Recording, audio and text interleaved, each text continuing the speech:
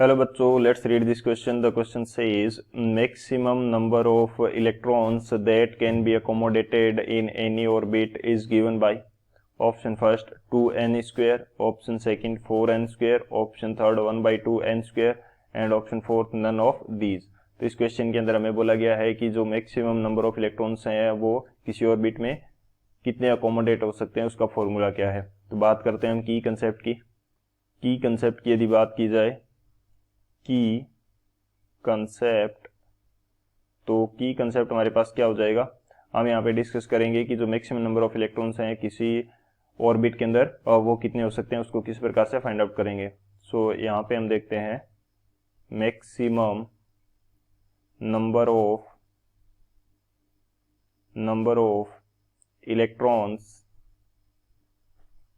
Maximum number of electrons in any orbit. तो इसका हमारे पास फॉर्मूला रहता है, वो क्या रहता है 2n स्क्वायर. यहाँ पे n हमारे पास क्या है, प्रिंसिपल क्वांटम नंबर है. प्रिंसिपल क्वांटम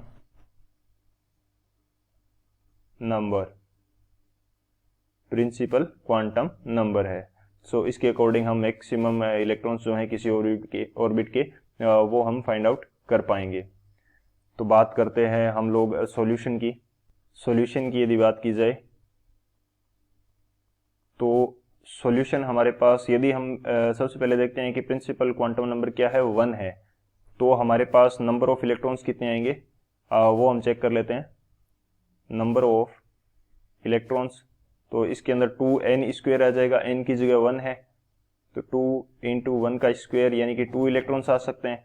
अब प्रिंसिपल क्वांटम नंबर 1 है तो उसका इलेक्ट्रॉनिक कन्फिग्रेशन किस प्रकार से लिखेंगे, 1s, और s के अंदर हमारे पास ओनली कितने इलेक्ट्रॉन आ सकते हैं, 2 आ सकते हैं. सो ये 1s2 शो करता है.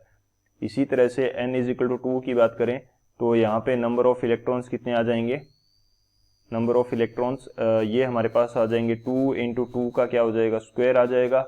तो ये टोटल नंबर ऑफ इलेक्ट्रॉन्स 8 आ जाएंगे. अब प्रिंसिपल क्वांटम नंबर 2 है तो इसके अंदर दो चीजें आती हैं, 2s और 2p. s के अंदर मैक्सिमम 2 इलेक्ट्रॉन्स आ सकते हैं और p के अंदर मैक्सिमम 6 इलेक्ट्रॉन आ सकते हैं. तो मैक्सिमम 2 प्रिंसिपल क्वांटम नंबर के ऑर्बिट में कितने इलेक्ट्रॉन आ सकते हैं, 8 आ सकते हैं.